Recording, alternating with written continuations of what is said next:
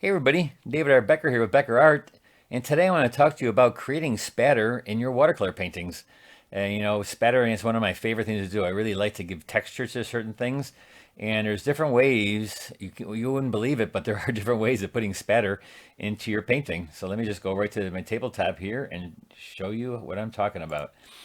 So when you're creating like onto the piece of paper, and after you get a painting done, let's say you need a little texture, little dots, or little, when you're doing scenes, landscapes, a lot of times putting a little texture in it is, or snowflakes. Like a lot of times the snowflakes are coming down, where you use white and stuff, and you want little dots everywhere, right?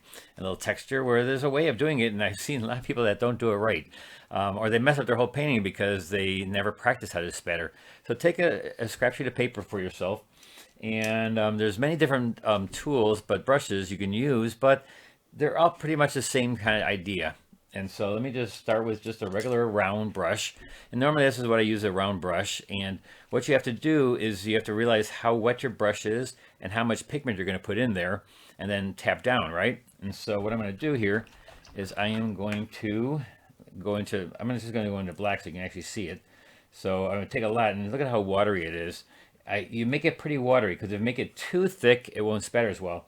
And then I take another brush or your finger. A lot of people like to use their finger, but it's how you tap that makes the certain type of texture that you want, the dots that you're going to be getting. So if it's really, really super wet, like almost more water than pigment, then you're going to get bigger dots. And it also depends on how you're tapping. So I'm putting like a cross here, and watch this. I just tap straight down, and you can see I'm getting, these are pretty big globs now, because it's really, really wet. And so what I'm going to do is maybe make it not so wet. And so what I'll do is I'll take it a little bit less wet, and I'm just using black again. I've said you can use any color you want. I'm just using black here, and I'm going to make it a little bit thicker this time. And again, the closer I get to, and if I don't hit it so hard, you can get smaller. I don't know if you can see that, but I'm getting very small pigment, because I'm very much closer, and my brush is not really, really wet. See, you can tell really, really soft, just a little texture of light. Again, I can take a little bit more of this and go higher up, and watch this, and hit it harder. Again, you get bigger. And if you take it wetter, if you take it really wet, and you're up here, look at how bigger they get. So the bigger, the more water, the bigger they're going to get. The smaller, less water you have, you can get smaller. And then also how you tap. Right now I'm tapping straight down. I have this brush. Like I said, you can do your finger too, like this. You can just tap it straight down. And by tapping straight down, I just hitting and stopping it real quick. I know some people hit the brush too that has the water in it. You can do that too. I've seen people do that where, oh, this is my brush that's been getting wet. And then they tap the brush that has a paint in it. So that's another way you can do it. You can go like this. See? You can kind of tap it, and I find that to be a little bit harder, because I can force the tapness. I can feel the force that I'm tapping this brush onto that brush, where this brush tapping onto there, it's a little bit harder to feel how much paint is going to come out of your brush. And so another way of doing it is also, let's say this is looking like rounded dots, basically. And yeah, when you're doing this, you can do it with any color, even with white when you want it to snow, like on your paper, and you want it to snow. Another way, though, if you want to get just like patches, almost like lines of that, you can take it sideways.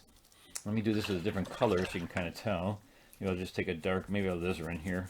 I'll just take a really dark alizarin, put a lot of pigment in there, and a lot of water, but a lot of pigment. And then what I'm going to do is I'm going to hold it like this, straight up and down. I want to make sure how you can see that. And so I'm going to go from the side here, and I'm going to do it up here, and watch this. I'm going to get a line of things, so I'm going to hit it from the side. So see how my direction of the spray then goes in this direction, which you can be used for some things that, like if something is like whooshing across this way, so then you can go that way, you can go other ways, you can go really close to it, and if you make it really, really wet, the longer the lines will be. The more water you have in there, the more it's going to come off your brush. And so you can make really long lines. See, it's all hidden right there. So you think it's going to be hitting right there. If you go down like this, it makes it like oval little round things.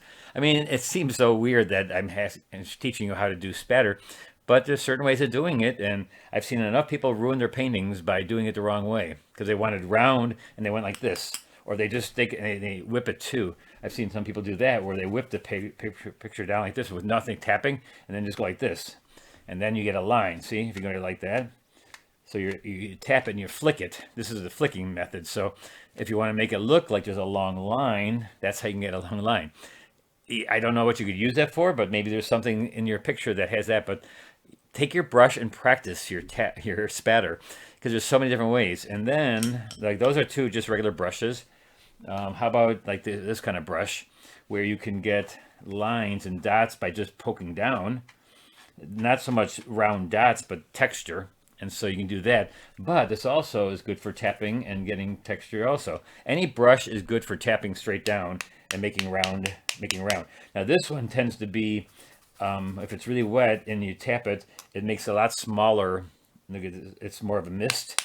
So look at how it's just, then again though, if I take it really wet, if I make it really wet with a lot of pigment, really wet, watch how you can make it really wet. And if I tap down, look at how big they get right away.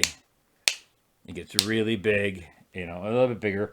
But so again, figure out which brush you like best. You know, what's the brush that makes you do the project that you want to do and get the texture that you want. Some people even spray this texture then, and it all kind of molds together. So what can you do for the texture, like with the dots? A lot of people use a paint or a toothbrush, and they flick it with their both of these. You can take this and you can actually flick the brush, the front of the end of the brush, like this. You can actually take and flick the finger, and as I'm just flicking it like here. Let me turn this over so you can see a little bit more. So if I flick like this, I'm also getting a small. Happens when you're doing a toothbrush. You kind of go take your thumb on a toothbrush. I couldn't find a toothbrush. I usually had one, but I couldn't find one today. I didn't want to use it when I use it normally to brush my teeth. But you can take and just go like flick a little thing. You know, and this works on a toothbrush and on a regular brush. It's flicking there. And again, if you're flicking sideways, you can flick it, you know, across. And look at, I'm getting these lines. Look at that. It's like a star shooting. You know, it's pretty neat. And so I don't think I've ever tried that. And look at how neat that pattern was right there. But flick straight down. If you flick straight down, you can get more of a texture, like a little flat texture of it. And same thing with this brush. You can take across it and just kind of. Look at how I'm getting all these dots. And if you do it on a paper that's really dark and do snow, it works really well. You'll get the same pattern. But always practice this first. I can't tell you how many people will just take and all of a sudden practice on the painting. Sudden they go and they do this and it just is bad, you know. So take your time and practice on a scrap sheet of paper. And it doesn't have to be a good sheet of paper either. You can take a piece of paper that is not, you know, that you don't have to worry about.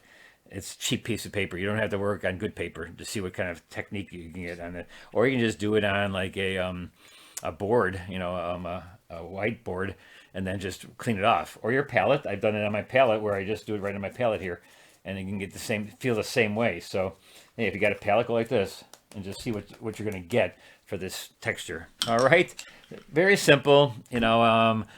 If to get dots, and you can also take to make little dots and a lot of them, you could actually take your small round brush, you know, and then just dot it too. But that's going to take you a long time to get a picture like that. And they also make that, you know, the little calligraphy. I forgot what they call that, but there's a pen you can just take it down. You know, there's so many different ways of getting it up. But for spattering, this video is all about spattering.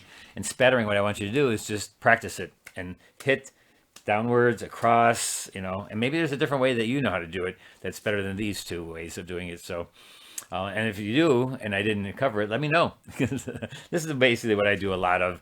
And they'll also cover up your whole area. And like my screen now is covered. And so realize that it is going to spatter all over. So when you're doing it in class and you have other people around you, make sure that you do it straight down. All right. So that's about spattering. I know it's a simple thing, I thought, you know, but I thought, you know what, I've seen a couple people in the last couple of weeks that were spattering, you know, and I had to show them, you know, different ways of spattering. So I want to show that to all of you. And so here's how to spatter. All right. So we'll see you on Thursday for our paint along. And if you don't get my paint along in my newsletter or on my website, you know, go ahead and sign up right now or go to my website. And it's always on my website at BeckerArt.net. All right. We'll see you later. Bye-bye.